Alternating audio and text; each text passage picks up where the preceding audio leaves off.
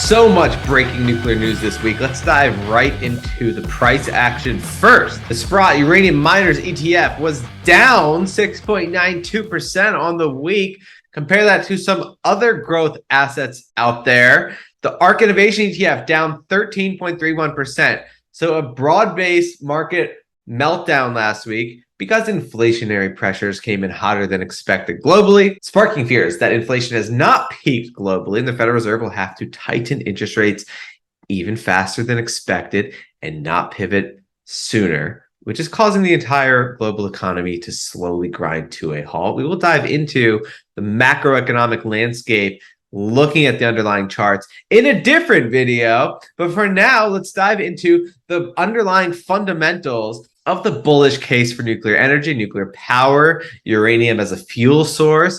Let's dive into that because all true long-term early stage investors really care about are the fundamentals of the underlying asset class. First, when you're investing in a commodity, the most important aspect is supply-demand fundamentals. First, let's start with the supply of uranium. We have this chart from John Quake showing uranium mine production worldwide. We know nuclear fuel demand has grown year after year, but uranium production has fallen 30% since 2016, a reduction of 39 million pounds per year in 2021.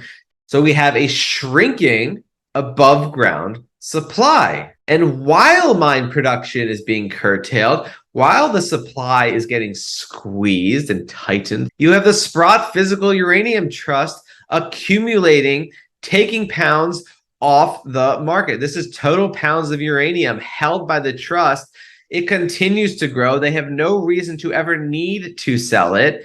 Their mission is to stack pounds wisely in the midst of a looming supply crunch. And so you can just see that they've hit an all-time high pounds of uranium, 57.4 million pounds as of August 12th.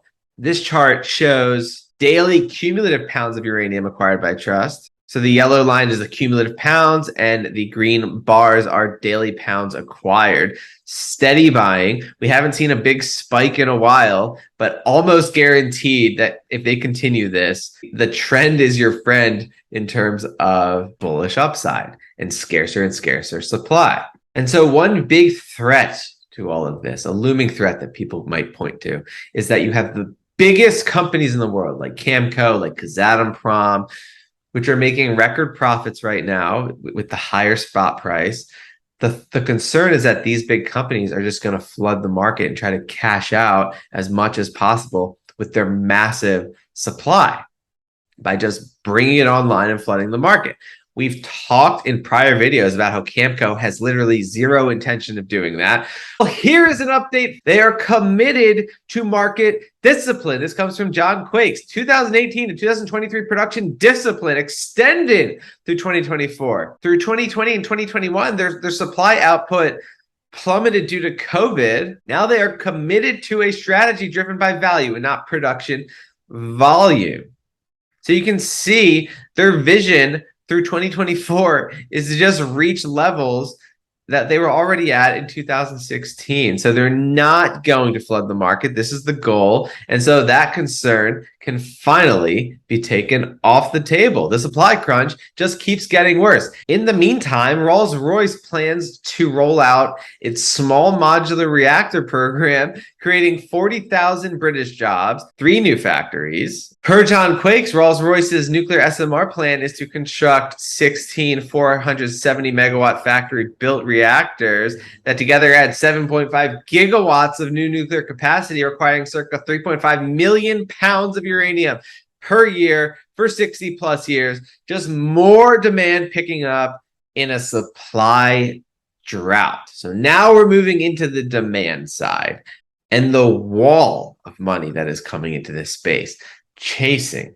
scarcer and scarcer uranium supply. So you have Rolls-Royce, just one small example, one corner of the globe, building out uranium infrastructure, taking future supply off the market, obviously unanticipated in previous supply demand models. But you also have Wall Street, big investment going deep into this.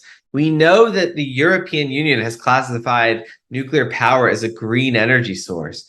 We know the United States views it that way. The current administration views nuclear power as green, and they're investing billions of dollars into it. That's what we have covered. But this is new from the United Kingdom. Nuclear to be branded green to lure investors, the wall of money. Treasury may classify reactors as eco-friendly to win pension fund backing for Sizewell C.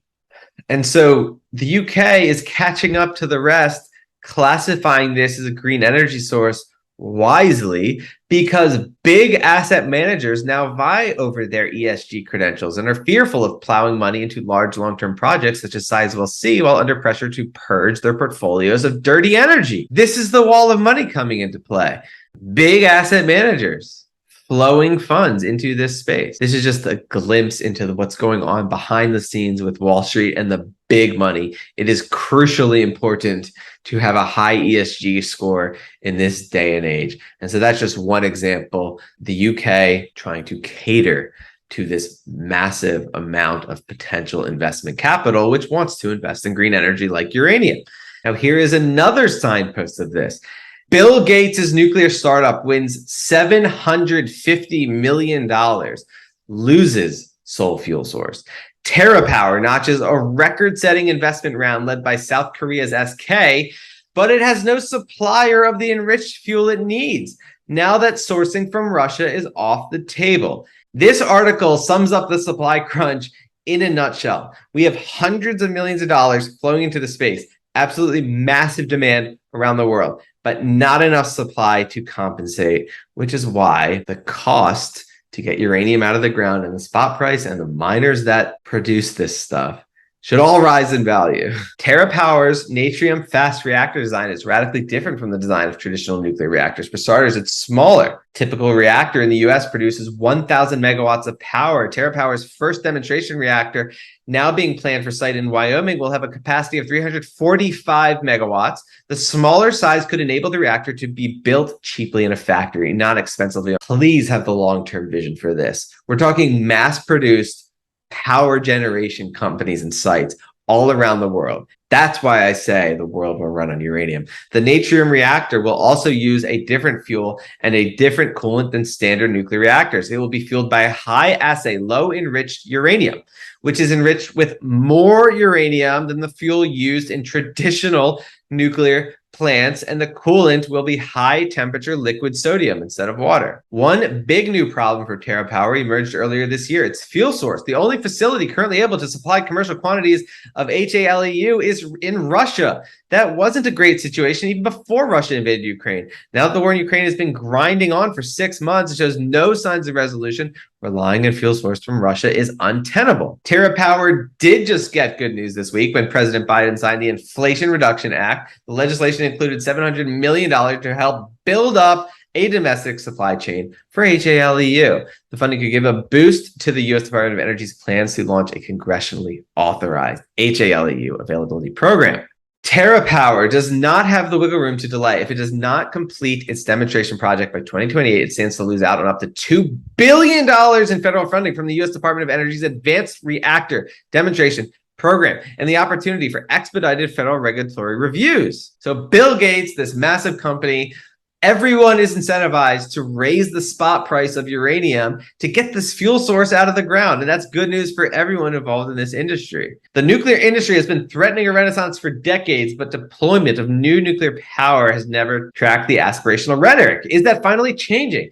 Escalating concerns about climate change, plus a confluence of shifts in technology, SMRs, politics, economics, and public sentiment might finally reanimate this ossified industry. While there have been false starts for nuclear power in the past, there seems more cause for optimism than usual. So that article sums up what is going on. You have big money flooding into the space. You have scarcity of supply. You have the global elite trying to support this. Don't discount the power of the government and the global elite. This is clearly part of their agenda, and that is no problem if you're an investor in it. And it's no problem for the world because it is an extremely dense, useful, sustainable, powerful fuel source. This comes from the Department of Energy. Capacity factor by energy source. Nuclear power is at 92.7%. This is how reliable it is. Long term, how consistently it can be pumped out. crushing geothermal, crushing natural gas, crushing coal, crushing everything. Nuclear power is the most revolutionary fuel source in the world. Now let's look at the global renaissance unfolding before our very eyes. Poland amends laws to speed investment in nuclear energy. Poland's Council of Ministers has adopted a draft act amending the act on the preparation and implementation of investments in nuclear power facilities and associated investments. The country's National Atomic Energy Agency announced the main goal of the changes is to shorten the time of investment implementation. Good news for Poland. We know the energy crisis in Germany just continues to unfold. This chart just keeps skyrocketing. Energy crisis deepens in Germany, with German next year power price trades over 500 euros per megawatt hour for first time ever. And it's for that reason that Germany sees a tidal shift in sentiment toward atomic energy. All roads lead to nuclear power. And then let's touch on the safety of this fuel source. First, on CNN, satellite images show no signs of systemic shelling at nuclear plant, despite Putin's claim. So that was all some fear-mongering BS. Obviously, nuclear continues to be one of the safest fuel sources in the entire world. And so I hope that gives you a clear picture into the fundamentals of this asset class. If you're a short-term trader and interested in short-term price action, we'll dive into the macroeconomics of what is going on because uranium is so correlated with the rest of the market. But again, long-term investors should only care about the underlying fundamentals of what they are investing in. We will stay on top of this market.